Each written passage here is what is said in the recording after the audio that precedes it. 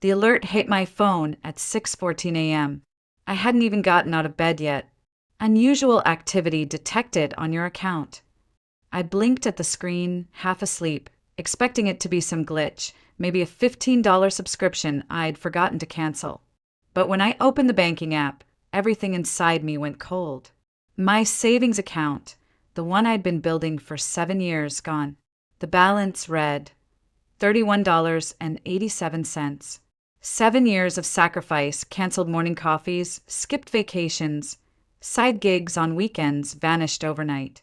At first, I thought it was fraud. A hacker. Someone halfway across the world buying crypto or sneakers. But then I saw the name on the transaction. Transferred to Brielle Whitman. My sister. My own blood. I sat up in bed, phone trembling in my hands, trying to breathe. I scrolled again to make sure I wasn't hallucinating. The transaction wasn't pending. It had cleared. $45,810. I couldn't move. I couldn't speak. I could only stare at the name I knew better than my own, burned into the confirmation screen like a brand. How? 3 days earlier, Brielle had called while I was at work. Her voice had been rushed sweet. "Hey sis, Grandma sent an engagement gift to the wrong account. Can I forward you the details? I just need to verify a code real quick." I'd been busy. I didn't even ask questions. Just texted her the authentication code like she asked, trusting her without hesitation. And now, it wasn't just about the money. It was about what it represented. That money was my escape hatch, my one-way ticket to independence. After years of being the invisible child in a family that orbited around Brielle's whims, that account was the only thing that belonged to me. I had spent my 20s working 2 jobs, full-time at a communications firm and part-time freelance editing just to stay ahead. While Brielle bounced between relationships and failed business ideas, I saved. I planned. I built a safety net no one could touch. Until she did. Growing up in Charleston, I was always the quiet one. Brielle was the golden child, beautiful, dramatic, endlessly adored. Even as kids, I knew my place. In school pictures, she stood center stage in floral dresses and perfect bows. I was the one behind her, holding her coat, wearing last season's hand-me-downs. If she cried, everything stopped. If I cried, I was told to stop making things harder. When I brought home straight A's, my father nodded and asked if I could help Brielle with her essays. When she barely graduated, they threw her a surprise party. Still, I kept trying, hoping that if I just worked harder, stayed quieter, they'd see me too. But they never did. Everything went to Brielle. The bigger bedroom, the newer car, the tuition to a private college she never finished. I went to a state school on scholarship, worked nights, and graduated with 0 debt. It wasn't glamorous, but it was mine. Now, at 30, I was finally within reach of buying a small condo in North Charleston. It wasn't much, but it would have been mine. My walls, my keys, my freedom. And she took that from me. I didn't cry. Not then. I got up, showered like a robot, and went through the motions. But my mind burned with one question. Why would she do this? And somewhere underneath the grief, a second question emerged, darker, sharper. What would I do about it? Because Brielle thought I would stay silent. She always had. She thought I would cover for her again and again. But this time she made one mistake. She forgot I knew something she didn't think I'd ever use. A secret about Damien Langford. Her perfect fiancé, her ticket to a fairy tale wedding. And if she didn't give me back what she stole, I was finally ready to burn the fairy tale down. 3 days before Christmas, Brielle arrived at our parents' house like a scene from a holiday commercial. Coat swinging off her shoulder, red lipstick immaculate, heels clicking confidently on the hardwood floor. And trailing behind her, with the kind of practice charm that made everyone's voice lift half an octave, was Damien Langford. Tall, tailored, every inch of him screamed success. His navy wool coat probably cost more than my monthly rent. His smile was straight from a billboard. White, symmetrical, just shy of believable. "This is Damien," Brielle announced, spinning her engagement ring like a debutante in a pageant. My fiancé. My mother gasped audibly, hands flying to her chest. My father stood and shook Damien's hand like he'd just been introduced to royalty. Me, I just nodded, because I had seen men like Damien before. Smooth hands, smooth talk, and always, always, eyes that scanned a room like a stock report. And he was doing it now, right in front of everyone, smiling politely at Brielle while his gaze darted quickly over our family's modest decorations. The worn armchair, the chipped serving dishes.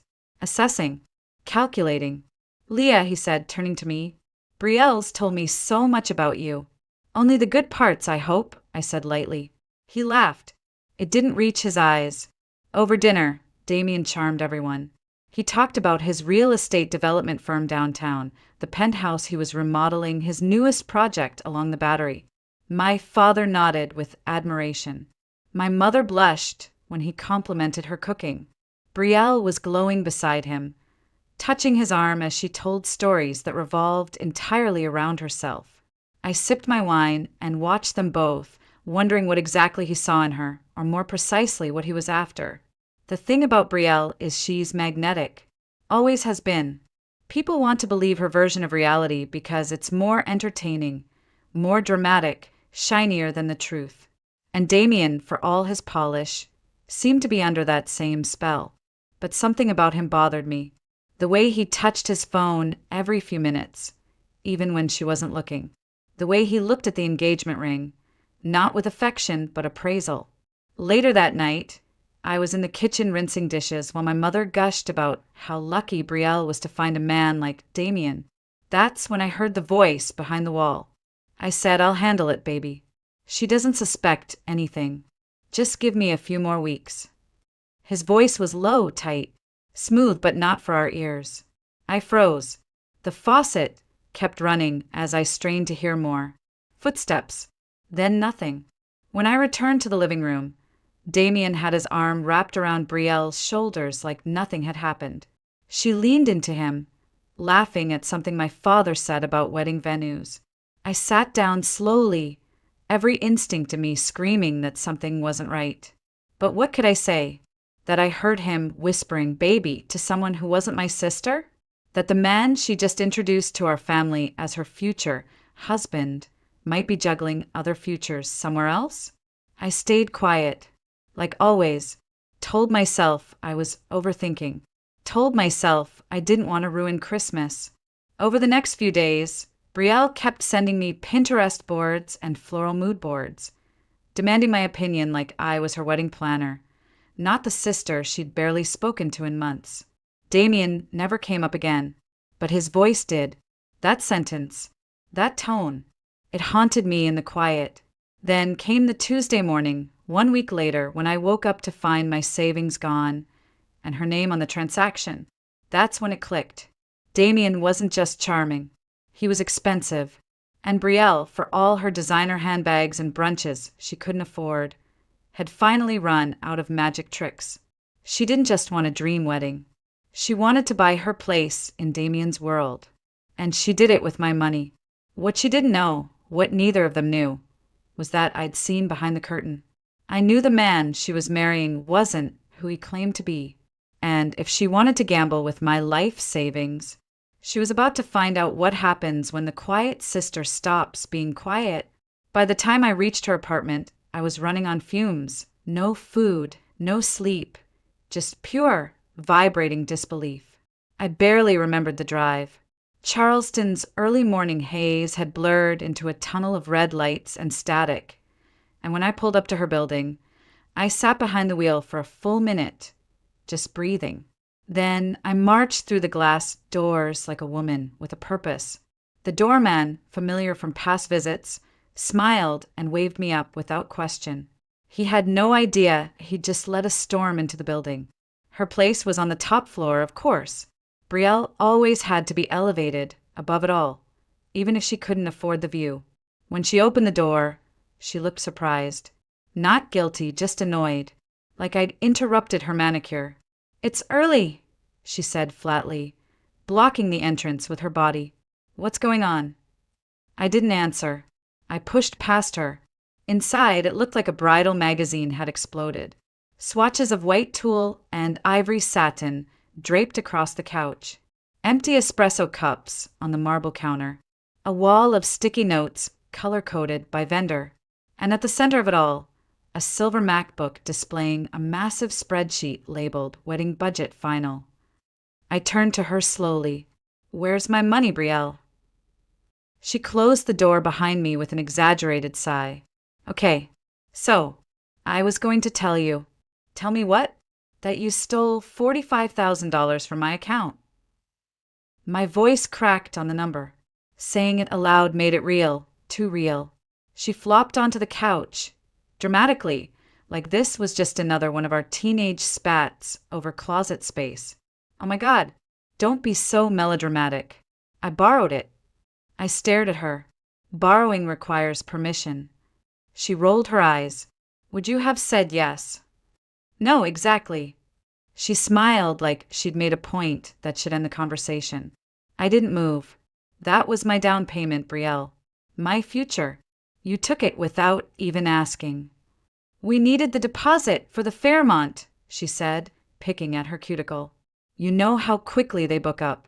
Nathan's firm is asset-rich, not liquid. He couldn't front the cash immediately. So you stole it from me. Her tone sharpened. It was an emergency. You're not poor, Leah. You make good money. You can save it back. Eventually. I couldn't believe what I was hearing. It took me 7 years. She stood abruptly. Why are you being so selfish? This is the most important day of my life. My hands curled into fists. You spent it on a Vera Wang dress. Michelin-starred catering. Exotic orchids. That's not an emergency. That's delusion. She laughed, a cold, clipped sound I'd never heard from her before. You're jealous. I blinked. Excuse me. You can't stand that I'm finally happy. That I found someone successful. Someone who loves me. Someone who wants to give me the life you'll never have. The words hit like open-handed slaps, each one heavier than the last. I opened my mouth, then closed it. Something inside me shifted in that moment. Not rage, not sadness. Something clearer. I walked to the counter and picked up my phone. I'm calling Nathan. She flew across the room and grabbed my wrist. Her grip was stronger than I expected. Don't you dare. I didn't pull away. He deserves to know where his wedding money came from. He already knows, she lied. No, he doesn't. Not if he thinks he's paying for it. Which, by the way, I don't believe. She stepped back, calculating. Then, quieter, more venomous. You wouldn't really do that. You don't have it in you. You sure about that? There was a pause. Then she smirked. You've never stood up to anyone in your life, Leah. Why start now? I walked to the door without another word. She called after me, sing-song and smug. Good luck getting Mommy and Daddy to take your side. But I wasn't going to my parents. I wasn't even going to cry, because Brielle just drew a line in the sand, and for once in my life, I was going to step over it. 3 months before the money disappeared, before the wedding invitations were printed and the designer gown ordered, I was at a digital marketing conference in Atlanta. It had been a whirlwind trip. 3 days of keynote panels, breakout sessions, and awkward hotel breakfasts. I was staying at the St. Regis, courtesy of my firm, and on my final night, I went down to the bar alone, needing something cold and sharp to take the edge off all the smiling. I saw him before I heard him. Damien, sitting in a quiet corner booth. Dimly lit, his back partially turned, but that jawline, that posture, that smug way of holding a glass, I recognized it instantly. But he wasn't alone. The woman beside him was beautiful, younger than Brielle, darker hair, legs crossed confidently beneath the table. They weren't talking like colleagues. His hand was on her thigh. Her hand toyed with the lapel of his suit. He leaned close to her ear and said something that made her laugh, the kind of laugh that wasn't polite, it was intimate. Familiar. I froze mid-step, my wine glass halfway to my lips. Then I heard her say it. What about your fiancé? Damien didn't flinch. Brielle's great for optics, he said, chuckling. But I'm not locking anything down yet. She fits the image. The ring, the house, the photos. But I'm still shopping. He kissed the woman then. Not a cheek kiss. Not a drunk mistake. A deliberate, lingering, practiced kiss. I should have walked away. I should have taken a picture. I should have said something. But instead, I just stood there, pulse roaring in my ears. That's when he saw me. His expression shifted in an instant. Recognition first, then calculation. He excused himself from the woman and walked straight over, sliding into the empty seat across from me like we were old friends. Leah Whitman, he said smoothly. What a surprise. I stared at him. Did Brielle know you were here? She mentioned you'd be at a conference. Small world, huh? He nodded back toward the woman. Kristen, business associate. We're discussing a property in Midtown. I didn't answer. I didn't need to. After a beat, he reached into his inner coat pocket and pulled out a checkbook. I blinked, confused. He scribbled something quickly, tore the slip free, and slid it across the table. $5,000. Pay to the order of Leah Whitman. For your discretion, he said, smiling like this was just part of doing business. No need to upset Brielle. She'd spiral. I didn't touch the check. You're trying to bribe me. I'm trying to avoid unnecessary pain. By lying. By containing the fallout. There was a silence between us. I pushed the check back toward him. I'm not for sale. His smile dropped for the first time. Everyone has a price, Leah. I just haven't found yours yet. He stood then, adjusted his jacket, and walked back to Kristen like nothing had happened. I didn't tell Brielle. I told myself it was because I needed proof, that it would be her word against mine, that she was too deep into the fantasy to hear the truth. But really, I was afraid of how she'd turn it around, of how my parents would accuse me of ruining her happiness, of how I'd be the bitter sister again, until she stole my money, until she crossed a line that couldn't be rationalized or swept under a family rug. That's when I called Talia. She opened the door still in her pajamas, wrapped me in a hug before I could even say a word, and sat me on her couch with a cup of tea I never touched. You need to tell her, she said flatly after I recounted everything. About Atlanta, about Damien, about all of it. I shook my head. It feels like revenge, not protection. Talia raised an eyebrow. Why can't it be both? She won't believe me. Then tell Damien. He'll believe you. That's blackmail. No, that's leverage. She stole from you. He cheated on her. You're just making sure everybody gets the consequences they earned. I looked down into the untouched tea in my lap, and for the first time, I didn't feel powerless. I felt steady. I'm going to call him tomorrow. Talia nodded. And make sure he sees the whole picture, especially the parts he tried to bury. I sat in my car in the underground parking garage of Damien's office building, fingers drumming nervously on the steering wheel. I had barely slept. The image of that check, the contempt in his voice, Brielle's smirk when she told me I'd never stand up to her. It all churned inside me like a second heartbeat. This wasn't just about money anymore. It was about taking back control. For once in my life, I wasn't going to wait for someone else to fix it. I called the front desk. Mr. Langford's office. The assistant answered, crisp and detached. This is Leah Whitman, Brielle's sister. I need to speak with him. It's urgent. There was a pause. Then, one moment, please. Another pause, shorter this time. Come to the 18th floor. He's expecting you. 20 minutes later, I was sitting across from Damien in a corner office that reeked of success, floor-to-ceiling windows overlooking Charleston Harbor, architectural models on glass shelves, degrees and awards framed in dark wood. He wore a fitted navy suit and a thin, practiced smile. His eyes flicked over me like he was assessing damage before a negotiation. What's this about Leah? He asked, folding his hands. I didn't bother easing into it. Brielle stole $45,000 from me to fund your wedding. The smile dropped. For a moment, his expression didn't shift. He simply stared like he was waiting for the punchline. Then, what are you talking about? She transferred it from my account. I have the banking records. She said it was because your firm is cash poor and couldn't front the Fairmont deposit. He blinked. That's not true. I paid for the Fairmont 2 months ago. In full. The budget we agreed on was $50,000. Brielle told me it was $99,000. He shook his head, leaned back. I never approved that, and I didn't ask her or anyone for money. I watched his face carefully. He looked genuinely blindsided, and I hated how much that complicated things. I didn't come here just to tell you that, I said quietly.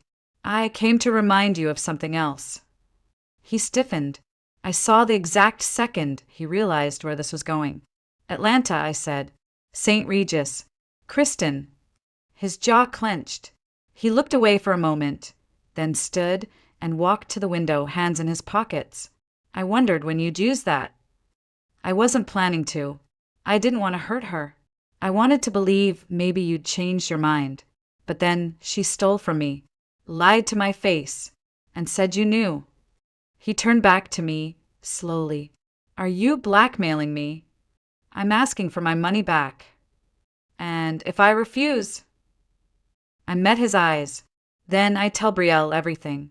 Every lie, every touch, every detail. He stared at me for a long beat.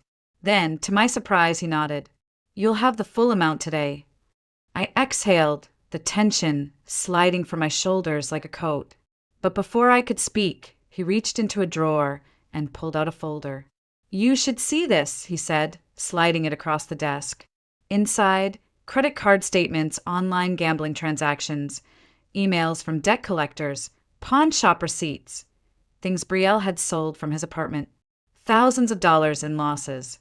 3 maxed out cards. She's got a problem, Leah. A real one. I discovered all this last week. I was going to confront her after a deal closed. But now I looked up at him. So she's been hiding everything. He nodded. The shopping addiction, the gambling, it's worse than I thought. It doesn't excuse what you did in Atlanta. No, he said, voice low. It doesn't. That was a mistake I've regretted every day since. Kristen, that wasn't the only time. I wasn't ready for commitment. I let it go too far. So why propose? He sighed. Because Brielle pushed for it. Because I thought it looked good. Because I convinced myself I'd grow into the idea. We sat in silence. Then he opened his phone, tapped quickly, and showed me the transfer confirmation. It's done. Full amount returned. I stood. You and I are done here too. He nodded. But what about Brielle? She needs help. He looked genuinely weary now. She needs a reality check first. As I turned to leave, my phone buzzed. Brielle. You told him, she hissed when I picked up. How could you? He already knew, I said calmly. You should have come clean. There was silence on the line. Then, come to my apartment, please.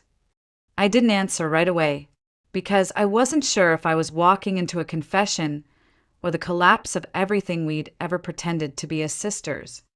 The house looked exactly the same, my mother's prized garden blooming along the walkway, the brass porch light flickering gently in the twilight, the faint smell of pot, roast leaking through the screen door.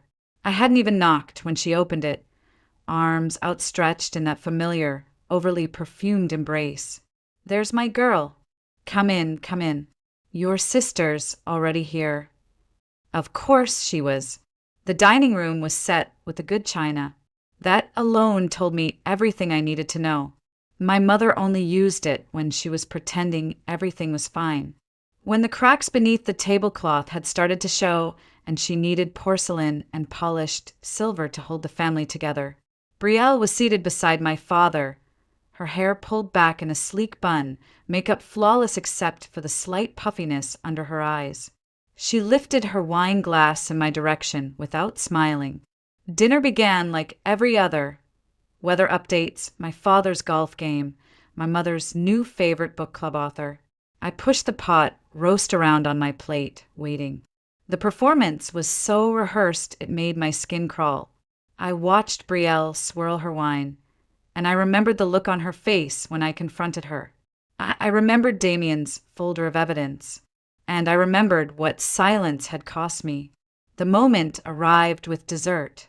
So, my mother said brightly, slicing the pie with artificial cheer, Brielle tells us you two had a little disagreement about the wedding. Something about a misunderstanding with the money. I nearly choked on my water. A misunderstanding? I repeated, is that what we're calling theft now? My father's fork clattered against his plate. Brielle flinched. Leah, he said slowly, warningly, let's not turn this into… She stole $45,000 from my account, I said, my voice cutting cleanly across the table. That's not a misunderstanding. That's felony-level theft. Leah, please, my mother murmured, reaching for my hand. We know you're upset, but Brielle explained. She thought you were helping with the wedding. I laughed. It came out sharp, bitter. Helping? By draining my entire savings? She told you that. My father's jaw tightened. She said it was temporary, that you offered. She lied, I said flatly, and pulled the printed bank statement from my purse, sliding it across the table like an indictment. Here, in case you need proof that your daughter didn't just make a mistake, she committed fraud. Brielle stared down at the page. Her knuckles turned white around her wine glass. My mother didn't even look. She just kept slicing pie. Your sister's under a lot of pressure, she said softly. We can't judge her too harshly. You mean we never have, I snapped. We've spent our entire lives pretending her problems are everyone else's responsibility. That's not true, my father said. It is, I said. When I got A's, you asked why I didn't tutor her. When she flunked, you blamed the teacher. When I needed a car, I saved for 2 years. When she wanted one, you bought it. Brielle's voice cracked. I was desperate. So you stole from me? I turned to her. Why not ask for help? I thought I could win it back, she whispered. The debt was piling up, and Nathan. I didn't want him to know. He does now, I said. Her face drained. You told him. I didn't have to. He found the receipts, the gambling sites, the pawned watches. He showed me everything. Leah, my mother said sharply. Enough. No, I said. Not this time. I've been quiet for 30 years while you made excuses for her. I've cleaned up every mess, smiled through every lie, sacrificed so she could have whatever she wanted. But this time she took my future. We've discussed it, my father said, suddenly formal. We're prepared to loan you the money until she can repay you. No, I said. I don't want your money. I want accountability. She's your sister, my mother said, tears in her voice. Yes, I said. She is. And that used to mean something. But now, it means I was an easy mark. Brielle slammed her glass down. I said, I'm sorry. No, I said, standing. You're sorry you got caught. That's not the same thing. I looked at my parents one last time, hoping, stupidly, that maybe this time they'd stand beside me. My mother shook her head. We thought we raised you to be more forgiving. I walked to the door, my voice calm. You raised me to be responsible. You raised her to believe she never had to be. And this time, I didn't look back when I left. 6 months later, I stood in the entryway of my new office, small, sunlit, and entirely mine. The door still smelled like fresh paint. A modest sign by the window read Whitman Communications. The business cards on my desk bore my name in silver foil, Leah Whitman, founder. I ran my fingers over the lettering, still in disbelief that something I built, something no one could take, had finally come to life. I hadn't taken a cent from my parents, not for the business, not for the condo in Mount Pleasant I'd put the down payment on just weeks after Damien wired the money back. I'd used what I saved, what I reclaimed, what I earned. Brielle, surprisingly, kept her promise. After the dinner that night, she called me. Once, twice, then went quiet. I ignored the messages at first, unsure whether I wanted distance or closure. Then, one evening, she showed up at my apartment unannounced. No makeup, no designer heels, just a girl in worn jeans and an oversized sweater, eyes red but steady.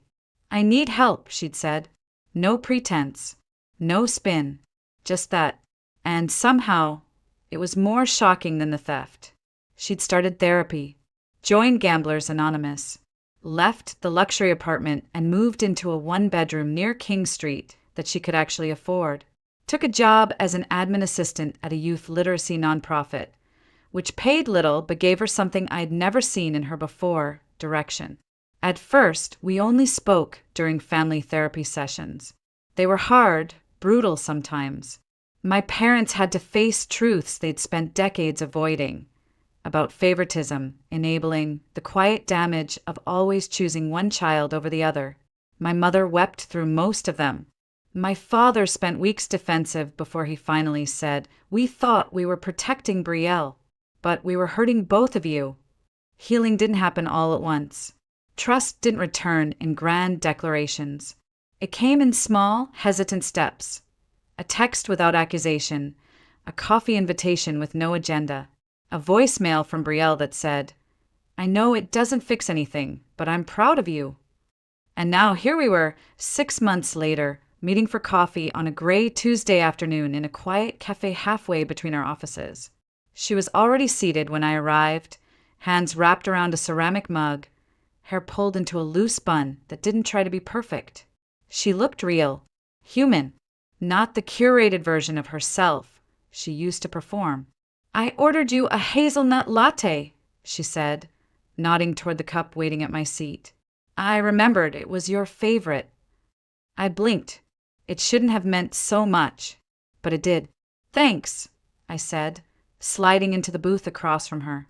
We talked for over an hour, about work, about books, about nothing important and everything that was. There was a lightness to it, not because everything was healed, but because we weren't pretending anymore. "I wanted to give you this," she said finally, pulling something from her coat pocket, a bronze chip on a small chain. 6 months. One day at a time, right? I took it gently. "You've done the work. I see it." She nodded. "I'll keep doing it. I know I haven't earned your full trust yet, but I will." "You're earning it," I said. "One conversation at a time." She smiled, and for the first time in years, it wasn't brittle or forced, just warm. As we walked out of the cafe, she reached for my hand. Tentatively, I let her take it, because that's the thing about revenge. Sometimes it doesn't look like fireworks or courtroom drama. Sometimes it looks like reclaiming your space, your voice, your future. Sometimes it looks like building something real after everything fake has collapsed. I wasn't the shadow anymore. I wasn't the fixer, the backup plan, the invisible sister. I was Leah, exactly as I was,